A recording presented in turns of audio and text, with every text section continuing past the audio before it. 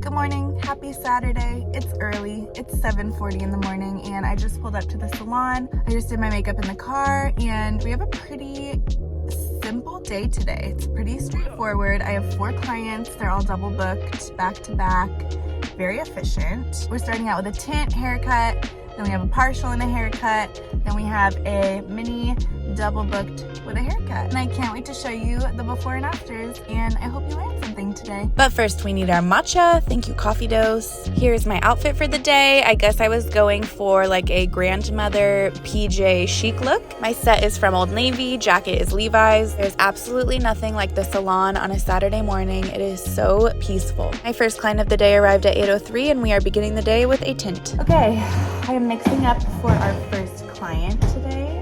She has very resistant grays, so I am doing a permanent level 6 equal parts with a permanent 5-1, which is a blue base to cancel out any brassiness. We're gonna let it sit on an extra 5 minutes so it really gets in there. I'm mixing equal parts with my 20 volume developer.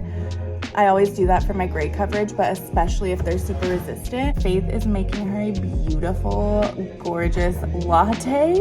Oh my gosh. We're just girly vibes today. Yeah, true. Whatever. As soon as we finished applying my client's tint, my second client of the day arrived at 8:44. Here we go.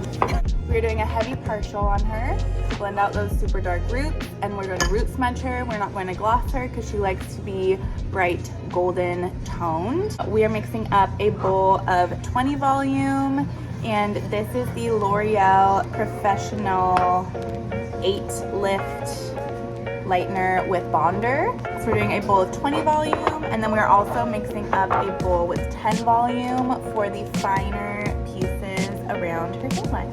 I am doing my partial highlight technique that is specifically for my side part clients.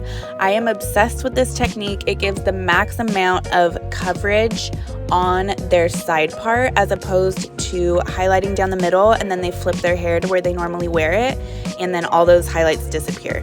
As I was foiling, Faith got my first client rinsed and blown out smooth, and then I cut her haircut dry. Of course, I forgot to get the after video of her, but her grays were gone and she looked bomb. She has the best hair ever. Her highlight is being rinsed right now. I am mixing up her root smudge, and I am doing equal parts 8N with 7NB.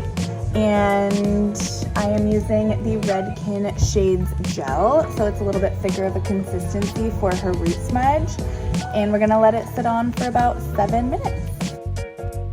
These are the tools that I use for my root smudge. I love combing out the root smudge with a wet brush just to make sure that everything is super blendy and there's no dots anywhere. My client wanted to stay as bright as possible, so we didn't do an all over gloss, but when we were done with her root smudge, we got her all rinsed and I gave her a haircut, and she wanted to leave naturally wavy, so I went ahead and twisted her curls on the top layer and then did a little diffusing.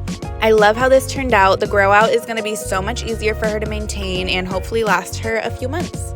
Then my third client of the day arrived at 12:15 and we are blonding. We're mixing up for my highlight client. I'm doing a big bowl of 20 volume lightener, a small bowl of 10 volume for around her face. The goal is to brighten her up quite a bit. She's been feeling very dark, and we're gonna transition her into a brighter blonde. I think we're probably gonna do like an at the bowl like balayage on her ends just to like brighten out some of her previous toner, and then we'll root smudge her, gloss her, and it's gonna be beautiful. If you are looking for the max amount of coverage with your highlights to really blend out super dark roots, I would recommend taking micro slices. I do micro slices on my entire head of foils all the time. If your slice is fine enough, it will not look streaky. Do not be afraid of slicing. I was done foiling. My fourth client of the day arrived, and we are just doing a haircut on her. So while Faith was shampooing my highlight client, I was finishing up this haircut, and she was just kind of looking for more of that shaggy shape. And I really love how this turned out. I think it complements her face so well. She looks so cute, and I love her little curtain bangs. Before we did any glossing on my highlight client, I went ahead and did a wet balayage at the bowl, and the goal of this was just to kind of bump out some of that previous toner that might have been building up on her ends. Is this not the most satisfying thing you've ever seen? Okay, my client's wet balayage is processing at the bowl. I'm going to mix up her root smudge. I'm actually going to do the same root smudge that I did on my previous client. It was the 8N7NB equal parts Redken Shades EQ. I feel like this is just going to soften it really nicely. I still want to keep it bright, so this won't darken it too much. And yeah, it'll be just super seamless and blendy, and I'm very excited to see how it turns out.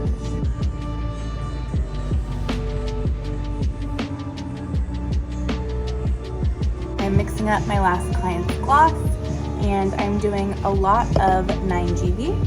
I'm going to do about half of the 9GB amount of 9NW, and then I'm going to do a splash of 9P. I'm looking for like a creamy, beigey, bright, but still warm blonde. We're gonna leave it on for like probably 6 minutes. I always like to rinse out my root smudges before I do an all over gloss. Once she was all rinsed out, we went ahead and blew her out straight, and I did her haircut. Once I was all done with the haircut, we went ahead and beachy waved her, and this is her final look. I love how much brighter the ends are. Just like that, another Saturday in the books. Thank you so much for coming to the salon with me. I hope you liked this video. Feel free to like and subscribe, and I will see you again soon.